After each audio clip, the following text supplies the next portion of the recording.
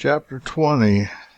It is by the goodness of God that in our country we have those three unspeakably precious things: freedom of speech, freedom of conscience, and the prudence never to practice either of them. Pudd'nhead Wilson's New Calendar. From diary. Mr. G. called. I had not seen him since Nauheim, Germany, several years ago, the time that the cholera broke out at Hamburg. We talked of the people we had known there or had casually met, and Mr. G. said, "Do you remember my introducing you to an earl, the Earl of C?" "Yes, that was the last time I saw you. You and he were in a carriage, just starting, belated, for the train. I remember it.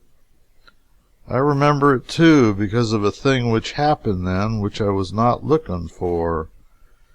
He had told me a while before about a remarkable and interesting Californian whom he had met and who was a friend of yours, and said that if he should ever meet you, he would ask you for some particulars about that Californian. The subject was not mentioned that day at Nauheim, for we were hurrying away and there was no time. But the thing that surprised me was this.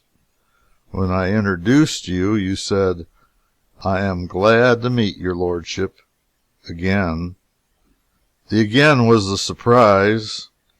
He's a little hard of hearing and didn't catch that word, and I thought you hadn't intended that he should. As we drove off, I had only time to say, 'Why, what do you know about him?'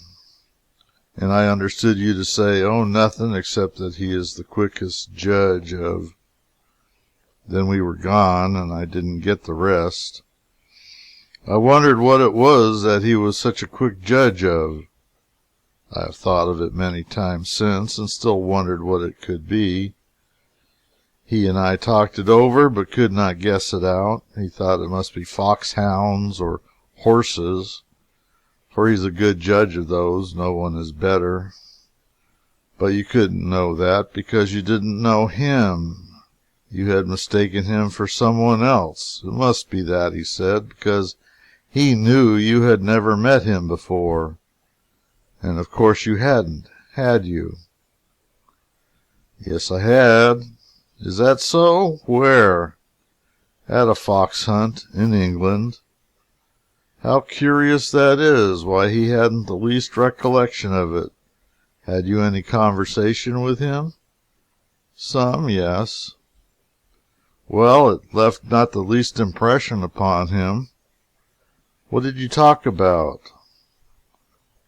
"About the fox. I think that was all." "Why, that would interest him. That ought to have left an impression. What did he talk about?" "The fox." "It's very curious. I don't understand it. Did what he said leave an impression upon you?" "Yes, it showed me that he was a quick judge of— However, I will tell you all about it, then you will understand. It was a quarter of a century ago, 1873 or 74. I had an American friend in London named F., who was fond of hunting, and his friends the Blanks invited him and me to come out to a hunt, be their guests at their country place. In the morning the mounts were provided, but when I saw the horses I changed my mind and asked permission to walk. I had never seen an English hunter before, and it seemed to me that I could hunt a fox safer on the ground. I had always been diffident about horses anyway, even those of the common altitudes. I did not feel competent to hunt on a horse that went on stilts. So then Mrs. Blank came to my help and said I could go with her in the dog cart, and we would drive to a place she knew of, and there we should get a good glimpse of the hunt as it went by. When we got to that place, I got out and went and leaned my elbows on a low stone wall, which enclosed a turfy and beautiful great field with heavy wood on all its sides except ours. Mrs. Blank sat in a dog cart 50 yards away, which was as near as she could get with the vehicle. I was full of interest, for I had never seen a fox hunt. I waited, dreaming and imagining, in the deep stillness and impressive tranquility which reigned in that retired spot. Presently, from away off in the forest on the left, a mellow bugle note came floating. Then, all of a sudden, a multitude of dogs burst out of that forest and went tearing by and disappeared in the forest on the right. There was a pause, and then a cloud of horsemen in black caps and crimson coats plunged out of the left-hand forest and went flaming across the field like a prairie fire, a stirring sight to see. There was one man ahead of the rest, and he came spurring straight at me. He was fiercely excited. It was fine to see him ride. He was a master horseman. He came like a storm till he was within 7 feet of me, where I was leaning on the wall. Then he stood his horse straight up in the air on his hind toenails and shouted like a demon, "Which way'd the fox go?" I didn't much like the tone, but I did not let on, for he was excited, you know. But I was calm, so I said softly and without acrimony, "Which fox?" It seemed to anger him. I don't know why, and he thundered out, "Which fox? Why, the fox. Which way did the fox go?" I said with great gentleness, even argumentatively, "If you could be a little more definite, a little less vague, because I am a stranger and there are many foxes, as you will know even better than I, and unless I know which one it is that you desire to identify, and you're certainly the damnedest idiot that has escaped in 1,000 years," and he snatched his great horse around as easily as I could snatch a cat, and was away like a hurricane. A very excitable man. I went back to Mrs. Blank, and she was excited, too. Oh, all alive. She said, "He spoke to you, didn't he?" "Yes, it is what happened." "I knew it. I couldn't hear what he said, but I knew he spoke to you. Do you know who it was?" "It was Lord C., and he is master of the buckhounds." "Tell me, what do you think of him?" "Him? Well, for sizing up a stranger, he's got the most sudden and accurate judgment of any man I ever saw." It pleased her. I thought it would. G got away from Nauheim just in time to escape being shut in by the quarantine bars on the frontier, and so did we, for we left the next day. But G had a great deal of trouble getting by the Italian custom house, and we should have fared likewise but for the thoughtfulness of our consul general in Frankfort.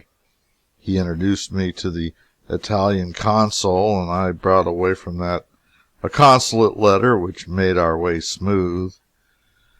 It was a dozen lines, merely commending me in a general way to the courtesies of servants in His Italian Majesty's service.